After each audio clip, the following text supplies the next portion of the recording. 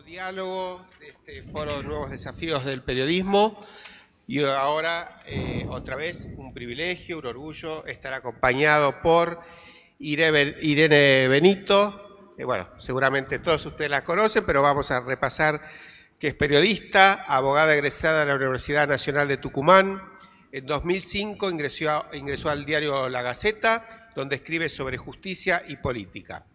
En 2016 publicó junto a otros colegas Tucumanazo 2015, las elecciones que torcieron el rumbo político del país, y luego A su salud, la biografía no autorizada de Juan Marsur, el flamante jefe de gabinete de este país, que veremos si va a haber una versión actualizada, eso nos comentará más adelante.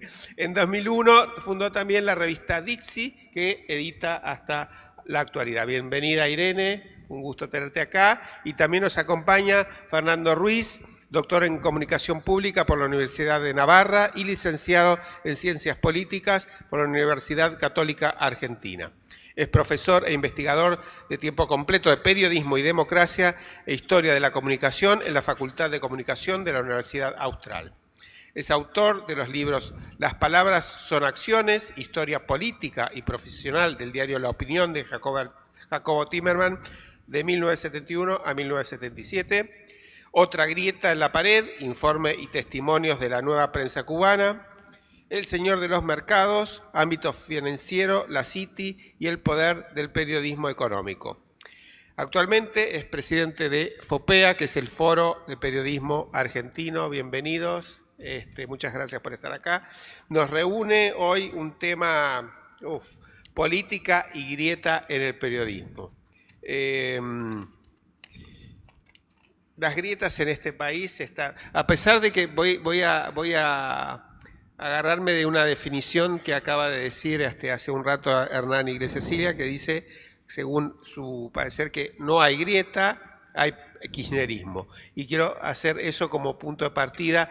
¿Qué piensan ustedes de esa definición? Si la grieta apareció, siempre se dice que venimos de civilización y barbarie, unitarios y federales, y si se quiere ir a lo más popular, Boca River, menotistas y bilardistas, para ir al terreno futbolista, que los argentinos siempre estuvimos atravesados por algún tipo de grieta.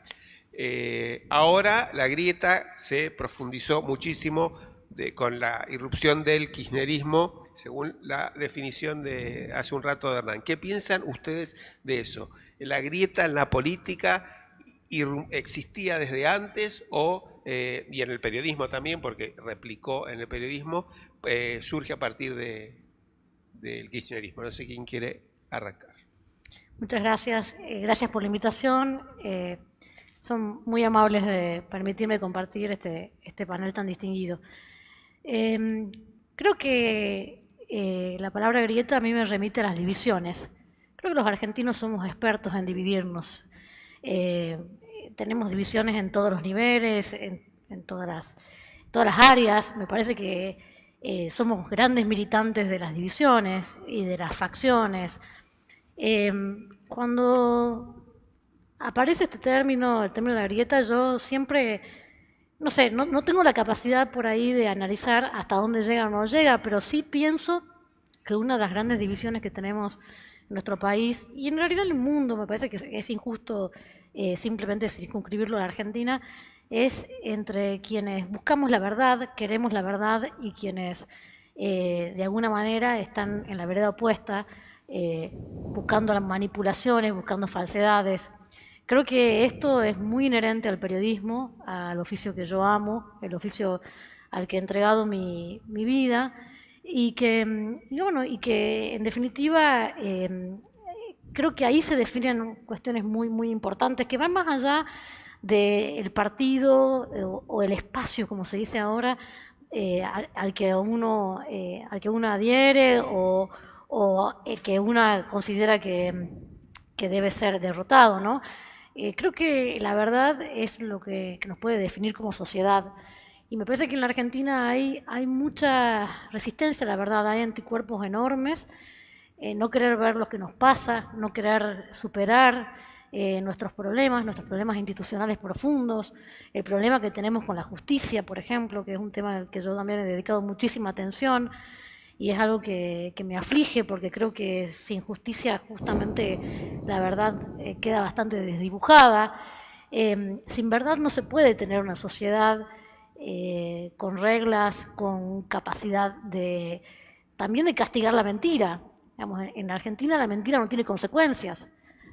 Argentina ha naturalizado digamos, formas muy grotescas de la mentira, como pueden ser, por ejemplo, las candidaturas testimoniales, que son promesas que se rompen al día siguiente de las elecciones.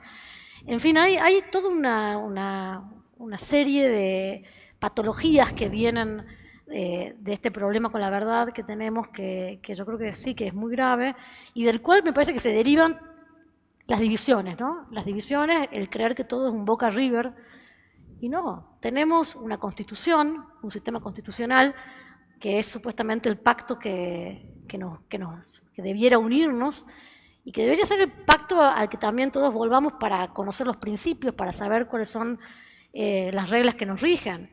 Y ese pacto, que es la regla fundamental, es pisoteado todo el tiempo.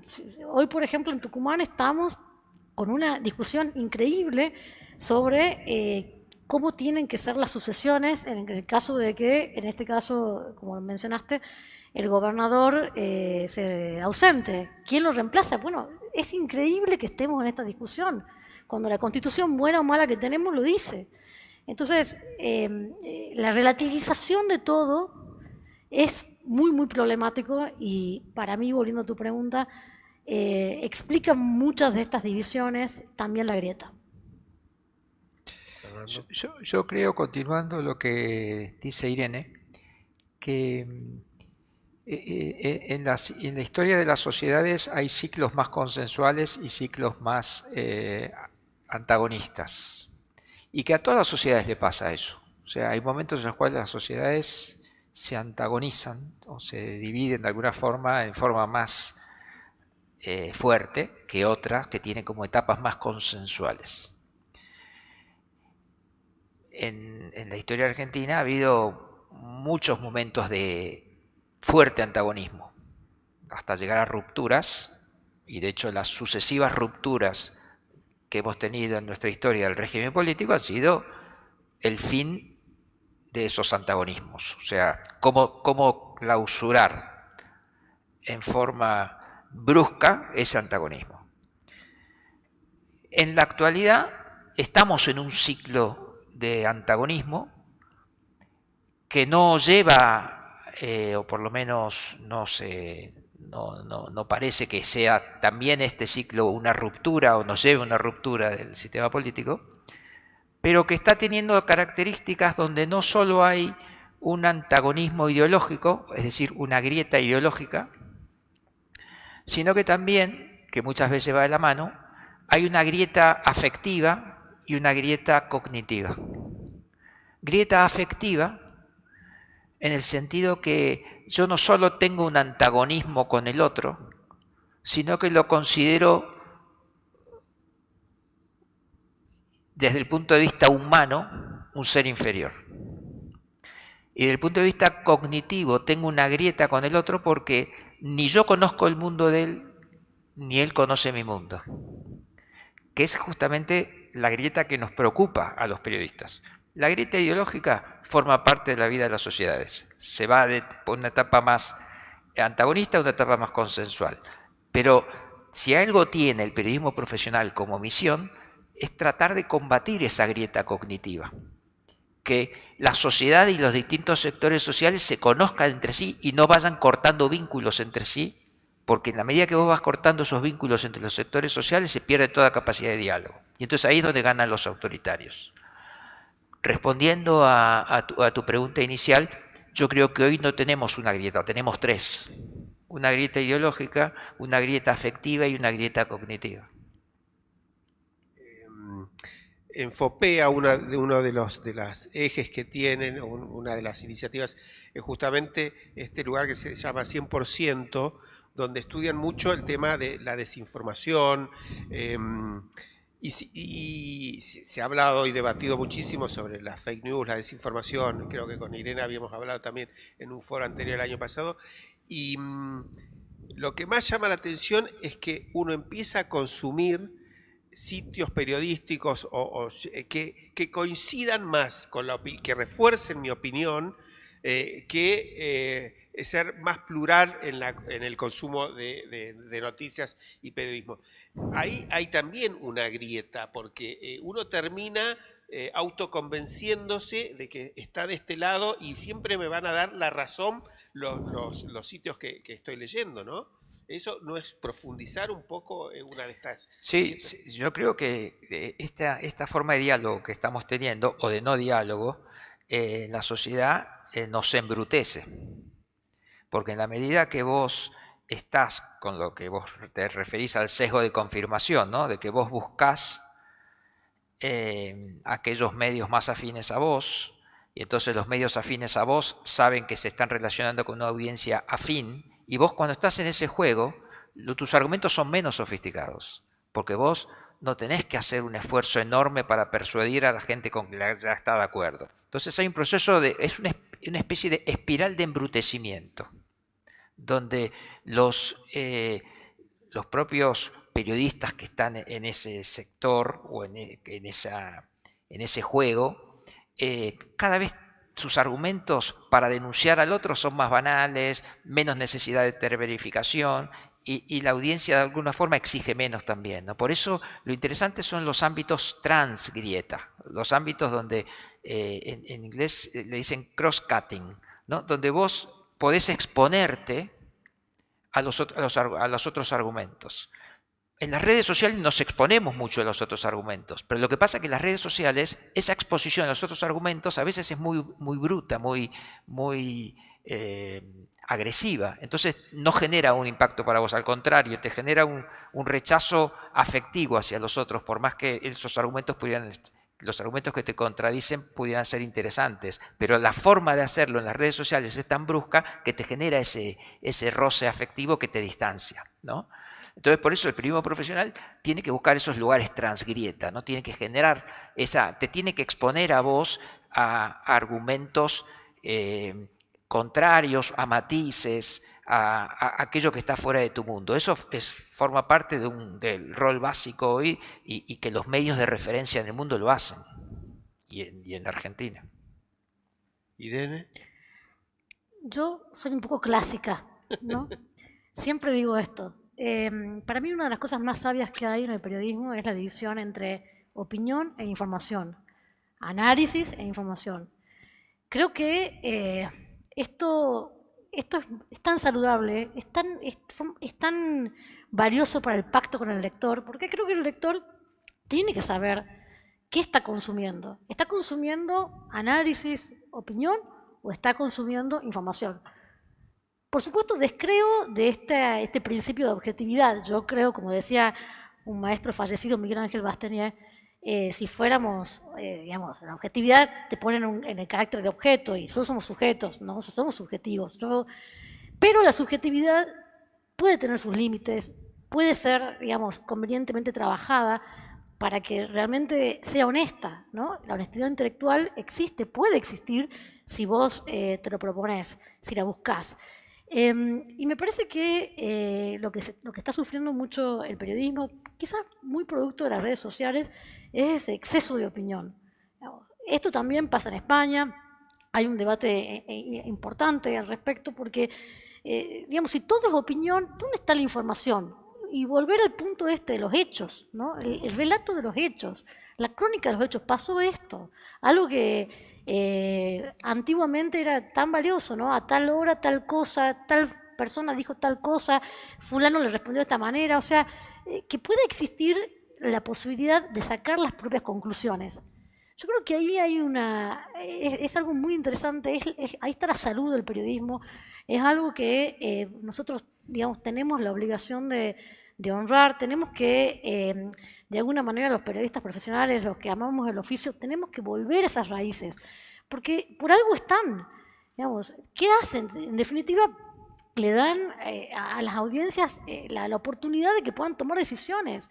y que puedan, a partir de estos hechos, decir, digamos, hacer su propio análisis también. Si vos siempre estás analizando lo que pasa, y bueno, entonces los hechos quedan muy desdibujados y muy poco cubiertos, ¿no? Y me parece que, volviendo al punto de lo que trataba de decir en la primera pregunta, ahí está un poco el intento de la verdad, ¿no? La verdad está en decir, bueno, esto es información, o sea, esto que te presento es información, obviamente con las subjetividades, con lo que somos, porque uno cuenta desde lo que es, también desde las faltas, ¿no? Pues parece psicoanalítico esto, pero es cierto, digamos, o sea, contamos con nuestras limitaciones de conocimiento, de tiempo, de preparación, etcétera. Digamos, la realidad te va desafiando permanentemente, pero si vos tenés esta división, hay hechos, hay información, hay análisis, yo creo que de alguna manera podés mitigar este problema dramático que se genera de las hinchadas, ¿no? Que hay una barra que dice que pasó A y una barra que dice que pasó B.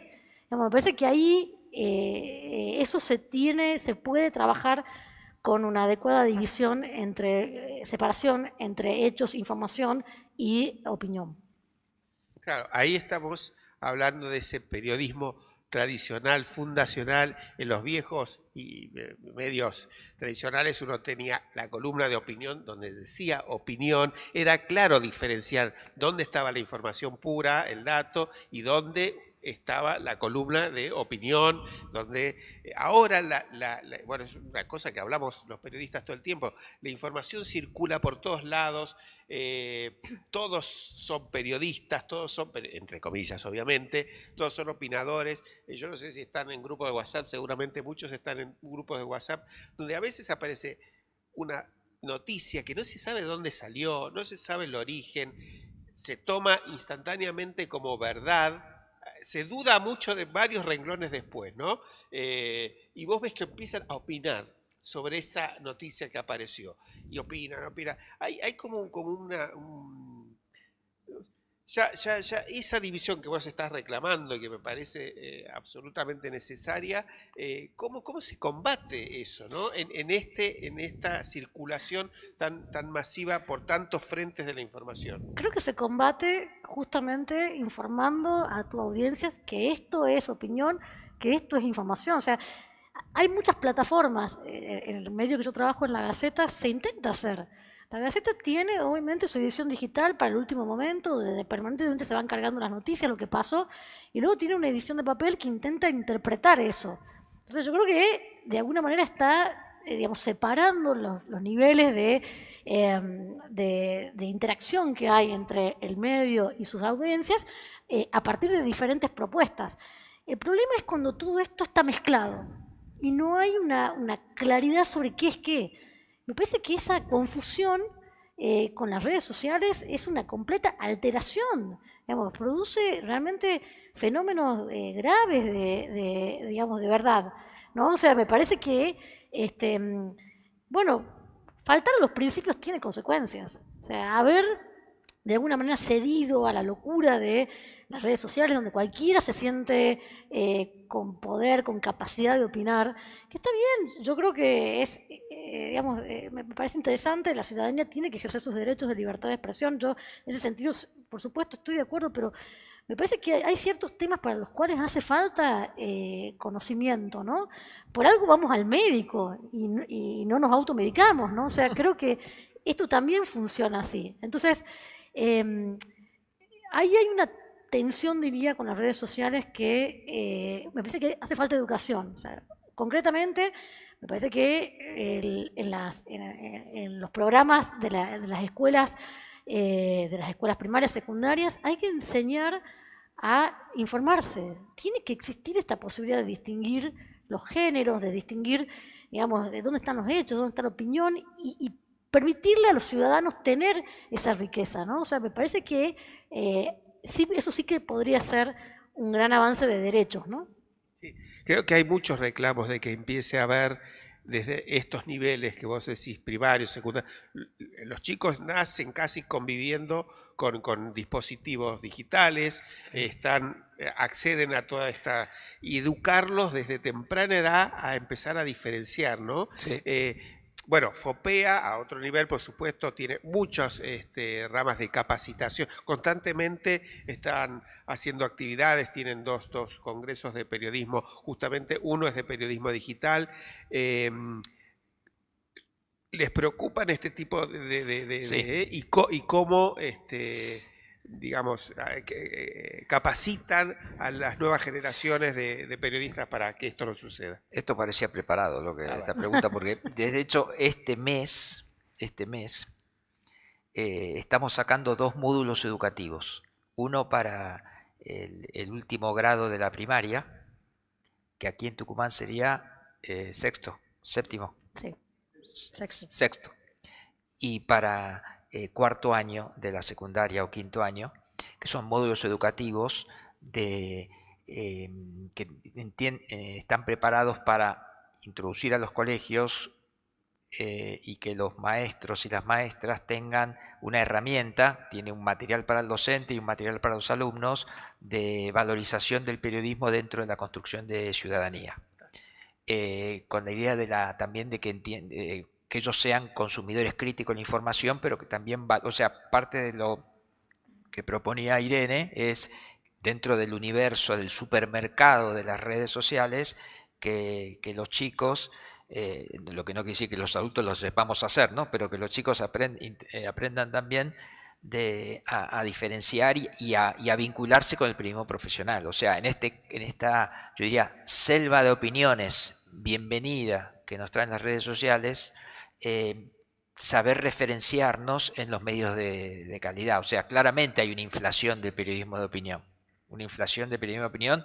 En el último libro de Daniel Santoro, uno de los mejores periodistas argentinos, que se llama La batalla final de Cristina, él cuenta que hace 3 años había 20 periodistas recorriendo los pasillos de Comodoro Pi. Hoy hay 2. El resto está gritando en los canales, en los micrófonos. Entonces vos tenés un periodismo más gritón, pero con menos poder de fuego. Entonces, no tenés ahí un periodismo que defiende las libertades. Al contrario, están siendo funcionales a los que gritan del otro lado. Entonces, la fuerza del periodismo, como dice Irene, es la información.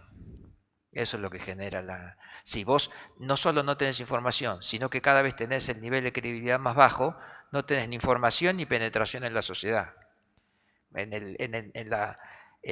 La consultora de Cecilia Mosto, que hace estudios de hace muchos años sobre credibilidad de los periodistas en Argentina, dice que en el 2009, 7 de cada 10 personas para el AMBA, ¿no? Para la zona de Buenos Aires y Capital, confiaba en el periodismo. Hoy son 2 cada 10 personas. Entonces, no tenés información y no tenés la confianza social, vos podés decir lo que quieras, que te va a escuchar tu hinchada, nada más. Entonces ahí hay una especie de desinserción. Desde FOPEA queremos poner esto sobre la mesa, discutirlo y tratar de cambiarlo. Bajó muchísimo entonces la Desastre. credibilidad. ¿Y cuál es el diagnóstico? ¿Por qué ocurrió eso? Y son expectativas, ¿no? Hipótesis. Uno puede ser que el primer año que te mencioné era el 2008, que es cuando se agudizó más el conflicto político poniendo a los medios en el centro. Y esto es como las peleas de sumo, viste que las peleas de sumo pierde el que lo sacan de su lugar, ¿no? Están los 2 gordos peleándose ahí, tienen que sacarlo afuera. Entonces, cuando te sacan de tu lugar, te sacan tu estatus y tu legitimidad de periodista. Tenés estatus de combatiente, ¿no? Pero ya no tenés estatus de periodista. Entonces, tu capacidad de enfrentar al otro es menor. Te convierte en o sea, te tiran al barro y llega un momento que están los dos tan embarrados que no se puede distinguir quién es el provocado y quién es el provocador. Me quedé pensando en esa frase, Irene, en la Argentina la mentira no tiene consecuencias, que es verdad, no pasa nada. Muchas veces también se aprovechó de eso para ponerle límites a la libertad de la prensa con leyes que cortaban la libertad de expresión y bueno, cómo se manejaría ese límite tan peligroso, ¿no? También, porque es verdad, la mentira no tiene consecuencias y a la vez cualquiera se siente con libertad de decir lo que se le cante, porque Esa frase, la mentira no tiene consecuencias, creo que apareció por primera vez en una conversación que tuve con quien es la máxima autoridad de la Gaceta, que se llama Federico Van Mameren, y varias veces la compartimos, y la verdad que creo que ya dejamos de decirla, pero nos acostumbramos a eso, nos acostumbramos a la mentira, es algo realmente tan pernicioso, hace tanto mal, nos hace mal como seres humanos y nos hace mal como sociedad, ¿no? Es realmente un factor de atraso enorme y, y bueno, me parece que también hay allí una subestimación enorme de los seres humanos, ¿no? Creo que puedes mentir, esto no es mío, yo lo leí pero no recuerdo el autor, pero dice que puedes mentir una vez y salir bien parado, puedes mentir 2 veces y salir bien parado, puedes mentir 3 veces y ya no vas a salir tan bien parado y ya te creíste tu mentira.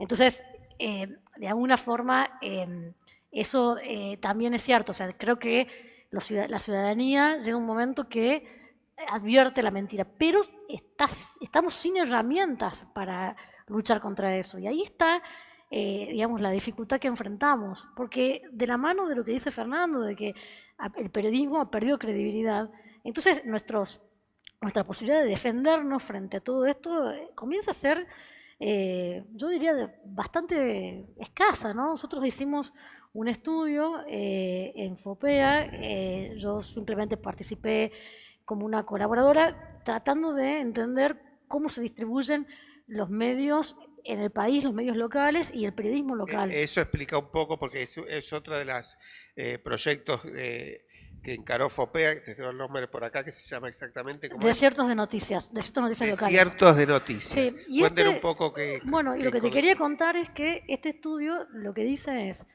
la prensa, el periodismo local escasea, en la mayoría de los casos ha perdido posibilidades de cuestionar el poder y actúa directamente como usinas de publicidad de los gobernantes, de los que ponen la pauta oficial. Es un estudio que demuestra que 3/4 partes del país están en una situación de desierto o de semidesierto de noticias locales. Realmente es algo impresionante de ver. Creo que de alguna manera no nos sorprende porque todos sabemos que esto es así, pero por primera vez periodistas hemos usado herramientas periodísticas para entender cómo está el periodismo local. Y esta revelación con datos, con fundamentos científicos, nos devuelve una imagen realmente muy, muy preocupante. Y nosotros, aquí en Tucumán, tenemos una situación roja casi, con la excepción de la capital, que es un espacio que hemos caracterizado como un bosque informativo, donde en verdad existe un medio que es el medio que yo trabajo, la Gaceta, que está sosteniéndolo. Es el medio que tiene mayor cantidad de periodistas, que es el que tiene mayores posibilidades, ¿no?, de abrirse camino en esta situación tan adversa. Pero bueno, ¿qué pasaría si la Gaceta no estuviese? Esto sería como otras provincias, Formosa, Santiago del Estero, digamos que son mapas rojos, anaranjados, situaciones de alerta enorme que de verdad, bueno, tienen repercusiones intensas sobre nuestra democracia y nuestra república. ¿De medios impresos es el estudio? No, todo tipo de medios. Es muy, muy espectacular el estudio, porque es el análisis de cada departamento de cada provincia. Y entonces uno puede ir buscando departamento Choel en Neuquén, en la situación de los medios de comunicación, y te da una radiografía de calidad democrática, que a nosotros nos sirve como mapa de trabajo, ¿no? Porque a partir de eso se hacen proyectos desde FOPEA para trabajar sobre los cordones donde no hay periodismo y tratar de incentivar y de formar y de alentar, de generar ideas también para la activación económica, porque el periodismo local, para decirlo rápidamente, está en bancarrota. El periodismo local está en bancarrota, excepto unas pocas excepciones en cada provincia, el resto está en bancarrota, lo que quiere decir que se lo come fácil la política, ¿no? El medio que está en bancarrota es un medio por el que avanza la política. Entonces, ahí tenés una institución democrática ausente. Y entonces el régimen de verdad que decía Irene es muy difícil sostenerlo si no tenés un periodismo profesional. Yo creo que en los datos de Tucumán, de la cantidad de periodistas que aparecen en el estudio, que son alrededor de 300 y pico, un tercio es de la Gaceta. O sea, si la Gaceta no estuviera, sería un bajón informativo y de calidad democrática. Y eso genera un riesgo sobre otras provincias donde hay algún medio. Voy a mencionar un caso, Río Negro, por ejemplo. En la provincia de Río Negro hay un medio de históricamente mucha calidad, que justamente se llama Río Negro, que está en este momento en una crisis empresaria interna. Eso puede terminar con una afectación seria de la calidad democrática en esa provincia, porque el resto del periodismo está muy deprimido en esa provincia y entonces se depende mucho de eso. Ayer hablábamos, ¿no? En otros países del mundo se están pensando cosas para promover la prensa local. En Estados Unidos en estos momentos se está discutiendo una ley en el Congreso en forma bipartidaria para promover la prensa local, donde se le está pensando créditos impositivos a las empresas que contratan, a empresas periodísticas que contratan periodistas, a las empresas que anuncian en medios locales, porque si vos perdés a la prensa local, estás perdiendo una institución democrática, y entonces cuando perdés esa institución que es la prensa local, tu régimen de verdad en la sociedad es más difícil de defender. Porque el problema está en que esos medios locales se transforman en boletines del oficialismo de turno, porque dependen de esa publicidad oficial. Ese es el... Exactamente, o sea, son, técnicamente yo los llamaría medios semiprivados. Medios semiprivados, ¿qué quiere decir? Que hay una persona privada que funciona como el empresario de ese medio, pero en realidad es como si tuviera una concesión pública, porque si el intendente o el gobernador o quien fuera le decide cortar el chorro, se acabó. Es una concesión pública. Claro. Claro, ese fue un grave problema siempre también, ¿no? de la dependencia de la publicidad oficial, ¿no? La distribución despareja, desigual, y bueno, para sostener que dejan de ser por ahí medios de prensa para ser boletines de prensa. Claro. ¿Cuánto tiempo llevó ese trabajo? Porque les sugiero que entren y vean el mapa, porque realmente van haciendo lupa por cada provincia, y después dentro de cada provincia, de cada departamento. Es fabuloso. Ese trabajo fue posible, me lo va a contradecir, pero fue posible por Irene Benito, si no, no hubiera sido posible ese trabajo. ¿Cuánto tiempo te llevó? Porque... Tenemos un problema de verdad aquí con, bueno, con pero no Fernando, tiene consecuencias. Como no podía ser de otra manera. Llevó un año aproximadamente. Hubo encuestas a 2.464 medios de todo el país. Trabajamos con un equipo de 27 investigadores. Se desarrolló un método, se estudió la situación, cómo había sido todo este fenómeno de desierto de noticias en el resto del mundo. Esto nace en Estados Unidos, esencialmente con la mortandad de los diarios de papel. Con las universidades, los grandes centros de investigación que tienen allá, se comienzan a preguntar qué incidencia iba a tener la desaparición del diario de papel sobre la libertad, sobre la democracia estadounidense en el ámbito de los condados, ¿no? Que podrían ser equivalentes a los departamentos. Y en definitiva, una de las grandes conclusiones de ese estudio que comienza allá es que los diarios de papel no han podido ser reemplazados por medios que tengan la potencia para formar comunidades que tuvieron los diarios de papel. Yo escuchaba en la conferencia, en el panel anterior, a Hernán Iglesias Ilia, que él dice, a mí me encantaría publicar en papel, como que siempre está, pero ¿por qué nos gusta? Posiblemente seamos fetichistas del papel, eso puede suceder, ¿no? Como que el papel da cierta legitimidad también, sí, ¿no? Lo que está escrito ahí es como algo más serio, pareciera, ¿no? Pero también puede ser que exista la sensación de que eso tiene, una connotación profunda en nuestro psiquismo. ¿No? Lo que leemos en la web, en las redes sociales, como que es todo pasajero y se va, ¿no? Claro, mira, es como la libreta matrimonial. O sea, la libreta matrimonial te la dan en papel o te la dan digital. No sé si es lo mismo eso. Ahora está todo, en esa aplicación, ¿viste? Claro, claro. Todo Te ahí, mandan un mail. Argentina, no sé cuánto.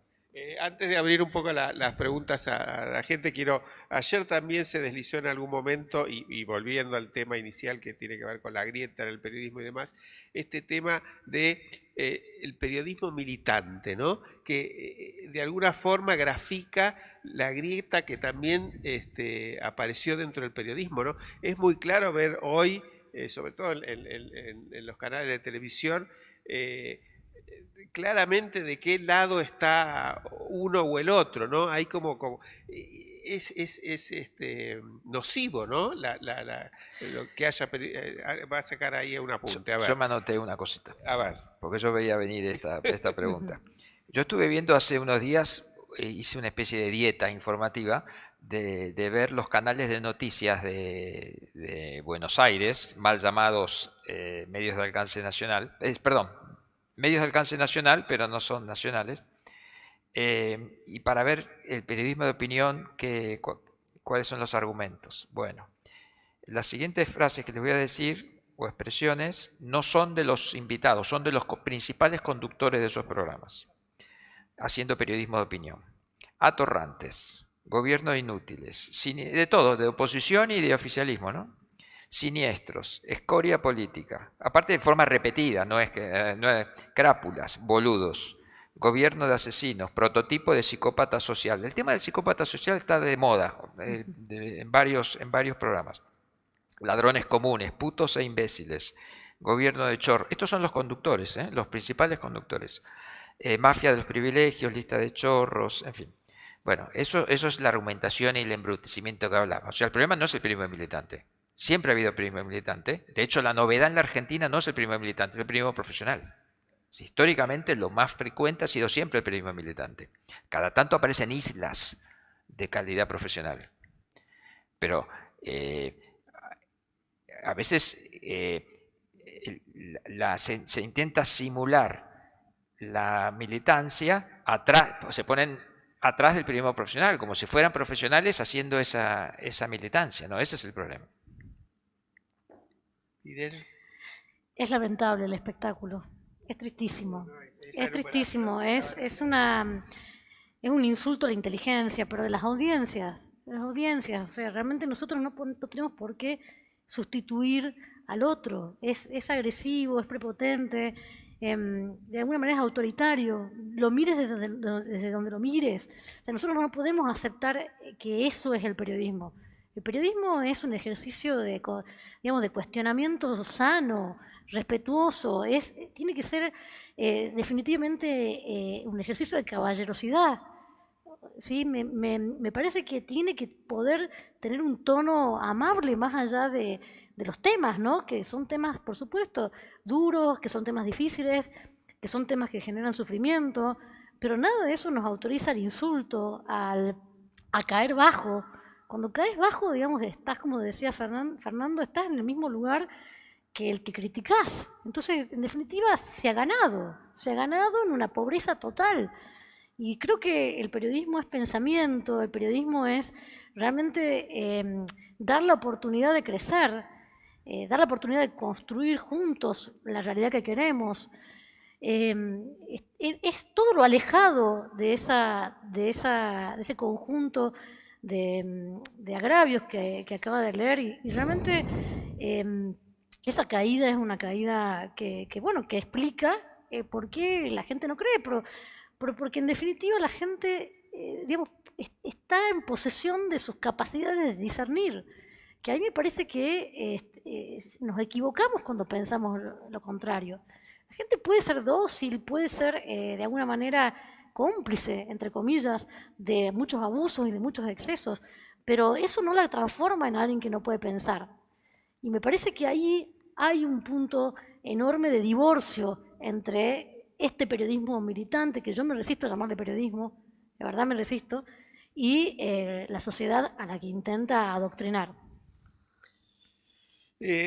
FOPE hace un congreso internacional Esto se da también, lo ves en otros países, aparece también, eso está como contaminando la región Sí, o... sí, sí, las memorias de Obama que son extraordinarias, realmente es una clase de ciencia política, uno puede estar más o menos de acuerdo con Obama, pero es una descripción de la cocina de la presidencia extraordinaria. Él habla mucho y centralmente en los medios de comunicación, y de alguna forma dice que los medios han contribuido con esta necesidad de inyectar entretenimiento por la necesidad de seguir vinculado con la audiencia a partir de la revolución digital, de alguna forma han contribuido a tirar abajo lo que él llama los guardarrails de la política, ¿no? La civilidad de la política. Y también está pasando en otros países, ¿no? Brasil, España, el Reino Unido tiene un debate brutal.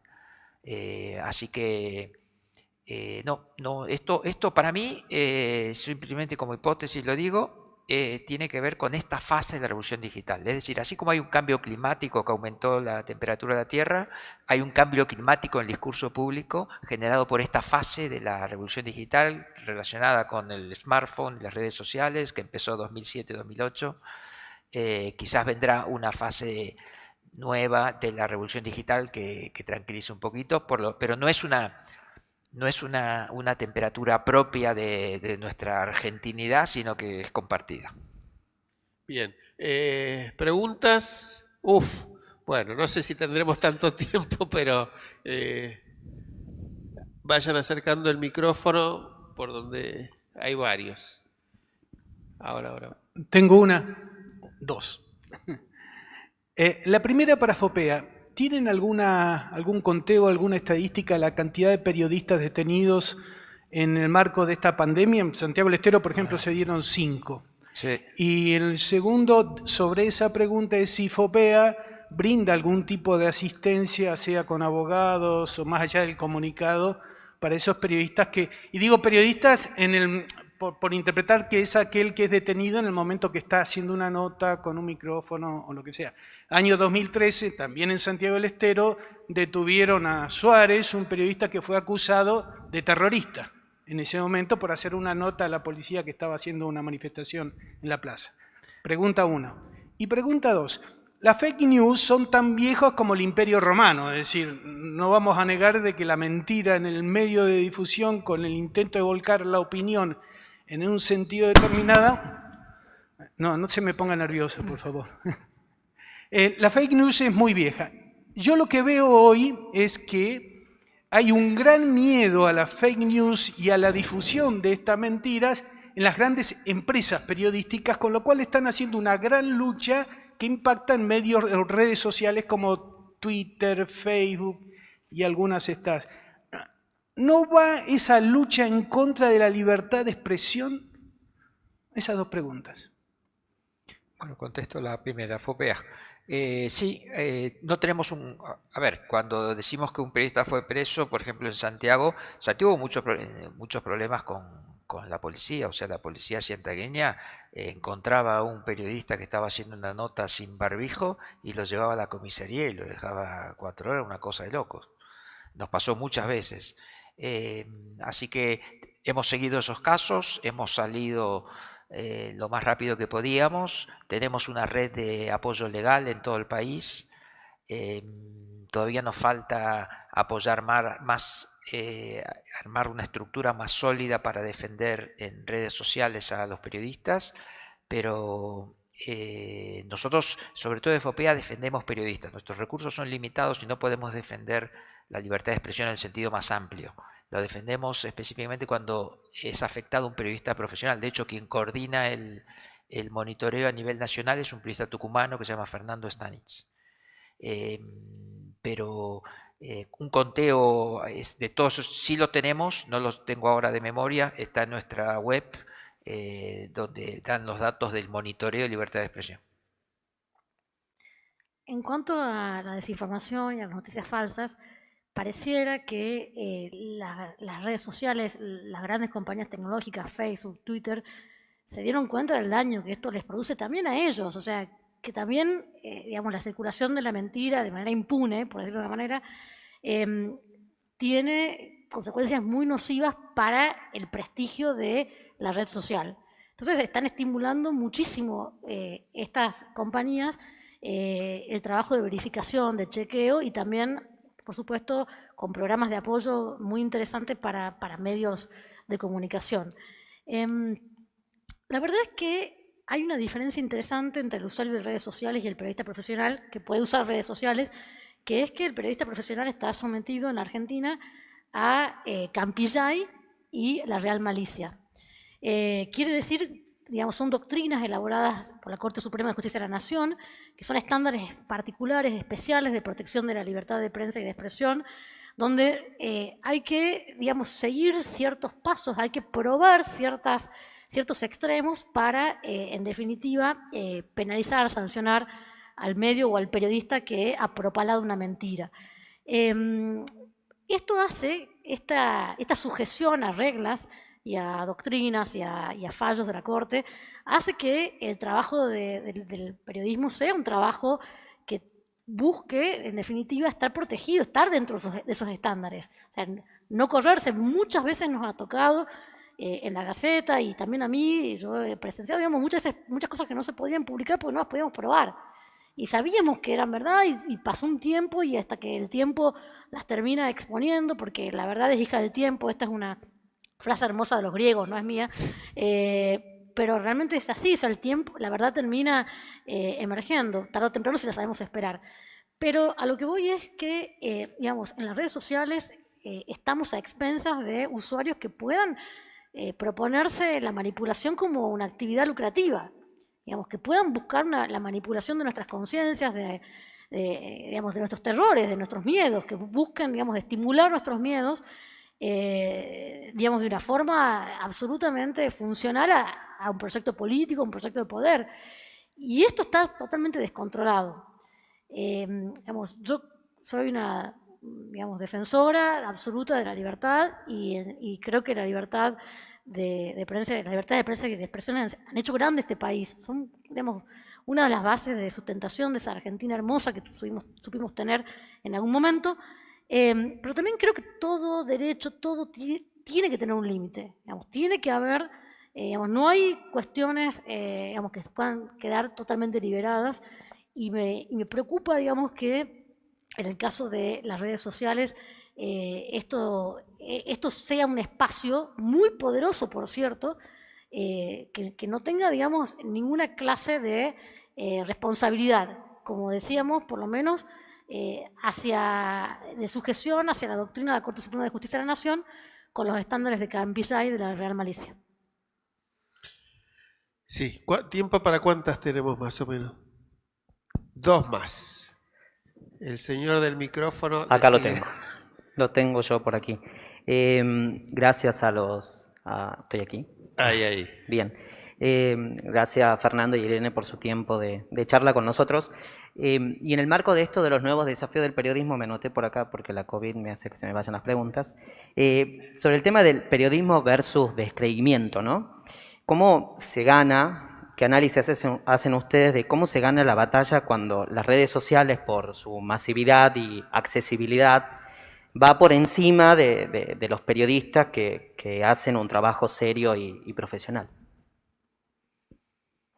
Yo te digo la respuesta teórica y Irene te da la respuesta práctica. La teórica debería ser, esto de alguna forma es una pregunta sobre el entretenimiento también, ¿no? Y el periodismo no tiene que antagonizar con el entretenimiento, me parece a mí. De hecho, históricamente, parte de la calidad periodística ha sido cómo hacer que el entretenimiento sirva para distribuir la información y hacer llegar la información que es bueno que la gente sepa, ¿no? De alguna forma es como el entretenimiento es algo así como el viento en las velas de la información, ¿no? Si en la medida que vos lográs inyectar entretenimiento, generás atención. O sea, sin una estructura de atención no hay periodismo. O sea, la calidad periodística tiene un proceso de construcción de la información pero no hay periodismo sin eficaz distribución de eso que has producido. Por lo tanto, ahí necesitas el entretenimiento. Eso es lo teórico y lo fácil de decir. Ahora te tiene que decir Irene. Muchas gracias, profesor. Creo que el modelo de suscripción, que es algo que estamos viendo aparecer en diferentes medios, entre ellos el medio en el que yo trabajo, La Gaceta, es un antídoto contra la banalización y la superficialidad llevada a niveles realmente grotescos, ¿no? Me parece una herramienta, sí, obviamente de financiamiento del periodismo profesional, de búsqueda de calidad, pero sobre todo de protección de la audiencia. A mí me parece que la suscripción es algo que se plantea mucho como la oportunidad que nos está dando la tecnología de poder decidir si queremos ser bombardeados o queremos, digamos, consumir una información más responsable. Porque, ojo, el entretenimiento yo no estoy en contra. Yo creo que el entretenimiento es necesario. Hay que también poder, digamos, producir buena información de entretenimiento. Digamos, siempre pienso en The Washington Post, por ejemplo, que es un diario que yo siempre he admirado por el Watergate, y soy fan, digamos, fan de Ben Bradley, que es su editor emblemático, y él creó el suplemento de estilo de vida del Washington Post. Él supo entender que la sociedad estaba cambiando, necesitaba, necesitaba información sobre cocina, sobre qué sé yo, sobre información nocturna, las celebridades de Washington, digamos, con toda la riqueza, digamos, Ben Bradley es uno de los responsables de Washington Post, que haya crónica social del alto nivel, ¿no? Cómo se divierten los ricos, ¿no? Digamos, es algo que también es algo, me parece maravilloso, una deficiencia que tenemos en Argentina, que hay poca crónica de ese tipo. Creo que todo eso forma parte de nuestra sociedad y es muy interesante. Ahora, el problema es cuando todo se convierte en una guerra, una batalla de clics, y lo que importa es tráfico y nada más que tráfico, entonces siempre estás degradando un poco más los temas y acudiendo a golpes bajos, ¿no? Contra eso, me parece que la suscripción es un buen escudo. Creo que hoy por hoy hay un menú interesante de posibilidades de suscripción. Es importante que lo tomemos como algo que tenemos que hacer. Así como gastamos dinero en un café, en agua mineral o en comida, también tenemos que poder decidir cómo nos queremos alimentar. Y aquí voy a decir algo, lo gratis siempre termina siendo pagado por alguien. No es verdad que lo gratis sea gratis. Lo gratis alguien lo paga, ¿no? Entonces me parece que es mejor saber, digamos, creo que es interesante por lo menos, que nosotros estamos pagando lo que consumimos. Me parece que ahí también hay un principio de buenas prácticas y de buena relación con los medios de comunicación. Bueno, nos queda una y hay como 10. Buenas noches, mi nombre es Carolina. Hola Irene, hola Fernando. En los años que tengo de periodismo hoy me preocupa algo muy serio que veo que FOPEA no lo trata, y que es los periodistas que se equivocan en la información y que públicamente no se pide disculpas. Creo que sería muy bueno trabajar en esto porque, sin ir más lejos, hace muy poco nuestra provincia, con la Casa Histórica, una fanpage la destruyó con unas fotos. Pero nunca he visto, y esto es, creo seriamente, nuestro trabajo también, de aprender cuando el periodista, más allá de la calidad de la información, se equivoca. No hemos aprendido y no estamos tratando esto de pedir disculpas, sea lo político, lo institucional. Estamos hablando de una grieta. Estamos creyendo la mayoría que somos dueños de la verdad. Yo he visto en mi provincia, en radio y en televisión, mucha desinformación. Y hemos tenido la oportunidad de pedir disculpas como periodistas a las personas que inclusive afectamos con nuestra información y nunca lo he visto. Esto es una materia también de trabajar lo que es esta grieta que tantos hablan ustedes y del compromiso con la verdad. El periodista también se equivoca, pero nunca he visto que un periodista ni los periodistas pidan disculpas cuando se equivocan al decir la información o porque cambió la información. Y esto, en estos momentos, también colabora y mucho a la grieta. Y va más allá de la política y va más allá de la institucionalidad. Y esto es lo que a mí me preocupa, porque un periodista no está acostumbrado y no le gusta pedir perdón. Pero no, y si no le voy a pedir a la mayoría de los que están acá, ¿cuándo han pedido disculpas? Cuando sabiendo que se han equivocado y que su información ha afectado a personas, a familias, porque, ojo, también voy a decir la verdad, cuando se trata de familias de nosotros, de los periodistas, la objetividad es muy cuestionada, muy cuestionada. No somos tan profesionales cuando se trata de la familia nuestra. Y eso también es parte de la verdad. Gracias. ¿Y la pregunta cuál sería? Perdón. Yo he tenido la oportunidad de cometer errores, por supuesto, porque soy humana y por suerte, digamos, también aquí la Gaceta tiene su sección de fe de ratas. Me acuerdo una vez puse un pie de una foto, un epígrafe, puse la corte loca, en vez de poner la corte local. ¿No? Al día siguiente abro el diario, veo eso, me di cuenta yo, y bueno, por supuesto tuvimos que, digamos que, bueno, que había sido un lapsus, tal vez yo sí crea que la corte está loca, pero no era la idea, era la corte local, ¿no?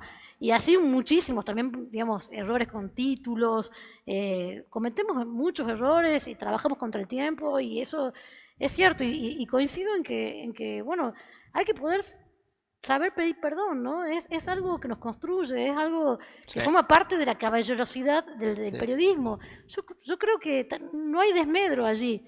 El problema es que muchas veces, por supuesto, lo que sucede cuando vos metés la pata es que, digamos, posiblemente quienes leyeron o consumieron la información errónea, después no consumen la información rectificada, ¿no? Entonces, esto sí que nos obliga a ser extremadamente cuidadosos, porque la posibilidad de remediar un error es limitada. En este caso de la corte loca, bueno, había habido ahí un problema con una L, faltaba una L y bueno, se podía inteligir de la propia lectura, ¿no? Del texto, pero otros errores más profundos, más conceptuales y demás son más difíciles de remediar. Bueno, esto nos obliga a ser cuidadosos y también es otra razón por la cual tenemos que, digamos, apostar por el periodismo profesional. Tenemos que suscribirnos a los medios de comunicación, tenemos que financiarlos bien para que los medios puedan tener la cantidad de personal que necesitan para cubrir adecuadamente lo que pasa. Una realidad dinámica, cambiante, con multitud de requerimientos, de demandas. Realmente es un fragor que no termina nunca, como también dicen en la Gaceta. Entonces, creo que ahí hay, digamos, que con la ayuda, ¿no?, un poco de quienes nos hacen dar cuenta del error y nuestra capacidad de autocrítica, podemos salir adelante de esto. Y me parece algo que no tiene que escandalizarnos ni ponernos mal. Digamos, somos seres humanos y erramos. Sí, sí, claramente. Y además en un momento donde hay que construir un vínculo y recuperar un vínculo mayor con la comunidad, ¿no? Entonces, desde FOPEA, nuestra intención siempre es parte de la defensa que FOPEA hace del periodismo es promover la autocrítica del propio periodismo, ¿no? Entonces, el reconocimiento del error, la apertura a la conversación con la audiencia, hoy es un factor clave, ¿no? En un estudio reciente que hicimos pusimos todos los factores de transparencia y evaluamos los distintos medios a partir de esos factores de transparencia. Y uno tenía que ver con eso. Por lo tanto, hay muchos medios en la Argentina que sí reconocen errores, otros no reconocen errores. Eso forma parte, o sea, como en todas las cosas, en todas las profesiones, no se puede tener una opinión sábana, ¿no? Desde ese punto de vista, quien más generaliza es quien más ignora. Entonces, desde FOPEA lo que nosotros proponemos es, para poder reconstruir el vínculo, tenés que tener esa disposición a revisar, y no solo los errores pequeños, sino los errores grandes, los errores en los cuales durante años hubo un problema de enfoque en algún problema público. Esa es parte de la cultura que promovemos, ¿no? Un par más me dicen acá. Bueno, una y dos, y las últimas. No, ya está. Una ahí y otra allá. Una por acá teníamos, bueno, ahí primero. Bueno, muchas gracias, buenas noches, buenas tardes, muy amable por permitirnos intervenir. En primer lugar, quiero nuevamente agradecer a todo el equipo de Federalismo y Libertad por estas posibilidades que nos dan de escuchar a personas tan inteligentes, tan talentosas y tan comprometida con nuestra realidad.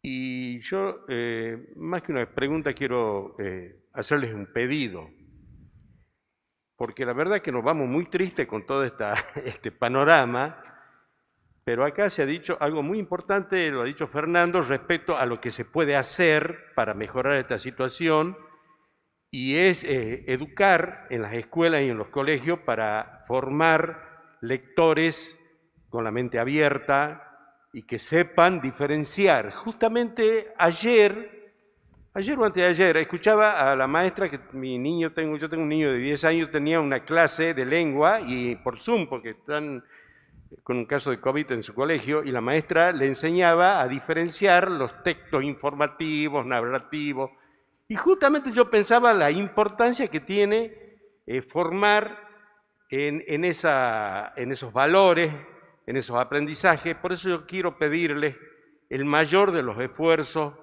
para que eso sea una materia que se pueda dictar en todas las escuelas primarias, secundarias. Sé que es una tarea muy difícil, pero que no vaya a pasar como hace unos cuantos años en una ocasión que había en una charla sobre narcotráfico y droga y adicciones, un profesional que dictaba esa conferencia en un hotel acá a la par, decía que ellos habían propuesto enseñar en las escuelas desde jardín de infantes hasta todo el colegio secundario materias que vayan orientadas a prevenir las adicciones, y alguien se opuso. Cuando yo le pregunté quién era ese alguien que se había opuesto, él se negó a decir quién era. Así que, bueno, yo les pido por favor que vayan en esa orientación de profundizar esa enseñanza para que volvamos a tener tan lindo que era el eslogan de la Gaceta, del querido diario La Gaceta, que decía, es verdad, lo dice la Gaceta. Y es triste tener que estar dudando de todo, y es muy triste lo que aquí ha dicho, que tenemos que estar muy alerta para que la política no se meta. No es la política, son delincuentes que se disfrazan de políticos, queridos amigos. Muchas gracias. La última, si es pregunta, allá, por ahí.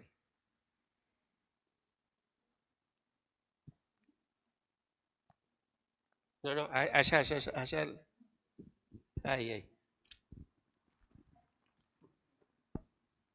Hola, buenas tardes. Bueno, como todos sabemos, los medios de comunicación influyen de diversas maneras en la sociedad. ¿Ustedes consideran que el lenguaje utilizado últimamente en los programas de televisión de todo tipo deriva como consecuencia la inconsciencia y la falta de razonamiento que tiene la población, no tan solo en el ámbito político?